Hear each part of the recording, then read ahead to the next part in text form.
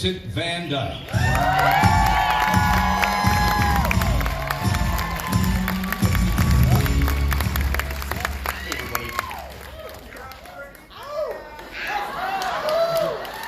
It is such an overwhelming honor for me to stand here to present this prestigious award to my mentor tonight.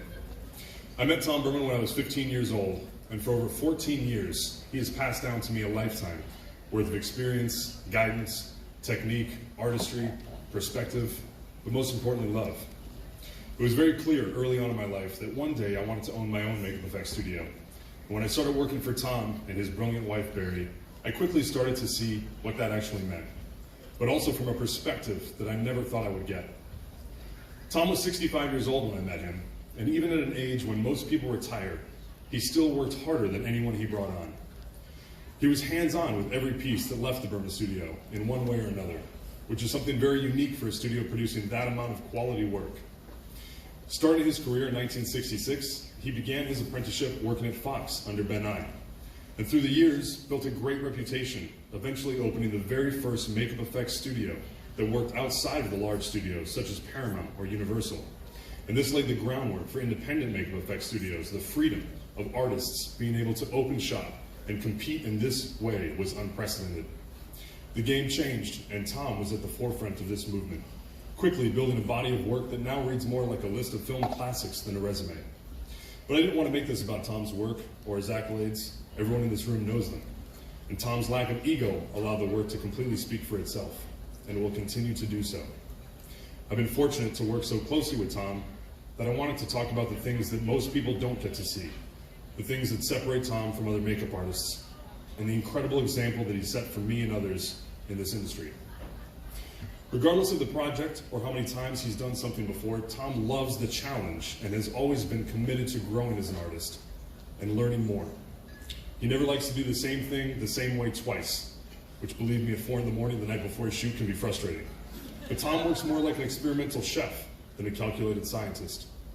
His constant pursuit of improving and finding better ways, even when it's risky and the stakes are high, is what grows good work into greatness exponentially. His skill set was the most vast I had ever seen. He can do the work from soup to nuts. His knowledge and understanding of all aspects of our field is astonishing. A story that will always be one of my favorites is of a time Tom taught me one of the biggest lessons without even realizing it. It was at the Burman Studios early in my days there. We were all working away on a few different projects, myself and about 5 others. And on that particular day, everything was going wrong. From the person casting silicone, painter, hair puncher, mold maker, to myself who had just broken the mold in half, standing in complete horror. As it got closer to the end of the day, and Tom was discovering all of our lovely mishaps, he proceeded to let us all know that we could go home for the night. Now I'm new to the company, and I'm absolutely terrified. But Tom insisted that all was fine and that we would be best if we went home, not showing a single sign of anger or frustration, not raising his voice or telling us how badly we screwed up. The next morning, when we all arrived to work, the studio was clean. It was immaculate. Everything put away, the tables repapered, and on one of those tables was everything that needed to get done that day prior, fixed and finished beautifully. My mold was not only repaired, but a prosthetic was cast from it, and everything was all ready to either be sent to set or moved on to the next step of the process. This hit me hard. This was the first time that I saw what mastery truly looked like, being able to be calm in the face of chaos and knowing exactly how to do every aspect of the job. This then became my goal. Tom has been a member of the Local 706 for 54 years, and in this time has worked on hundreds of film and television productions. His love and dedication to this field can not only be seen through his vast resume, but also through the staggering amount of artists in this industry that Tom has taught and inspired. The Burman Studio is known for giving great artists their first job. Tom's door has always been open to everyone, and he has always been happy to share technique, approaches, and advice, both in work and in our lives. Let's see some of Tom's accomplishments.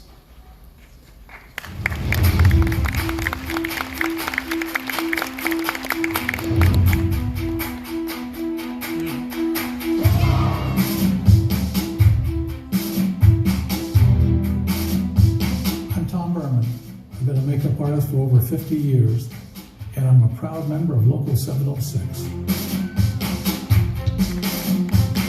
father worked at Universal Studios in the early 40s. He made the original Wolfman pieces for Jack Pierce. He took me to the set once with him, and this makeup artist put a little cut on my arm, which I thought was really cool. And he said, well, why are you here? And I said, well, that's because my father. And he said, oh, wow. He said, if you're half the artist your father is, you should be a makeup artist. And that was Jack Pierce. Through my apprenticeship, I worked on the original Planet of the Apes, and I worked on Beneath the Planet of the Apes. I started to work on Escape from Planet of the Apes, and then I finished my apprenticeship.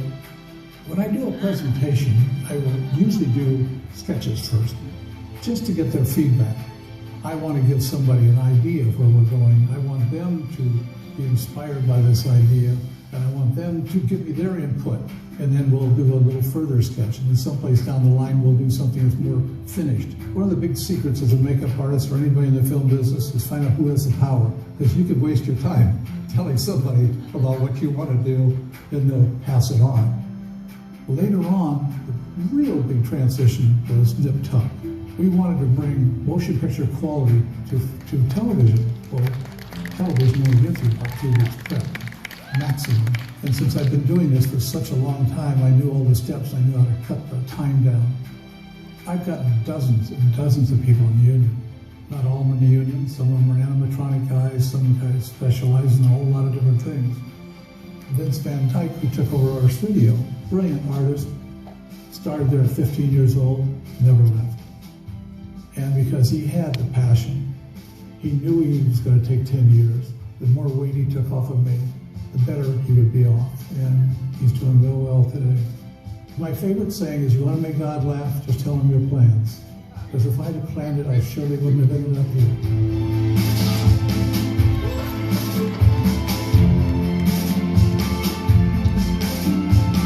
I'm going to go from looking like a tree to Frankenstein, right?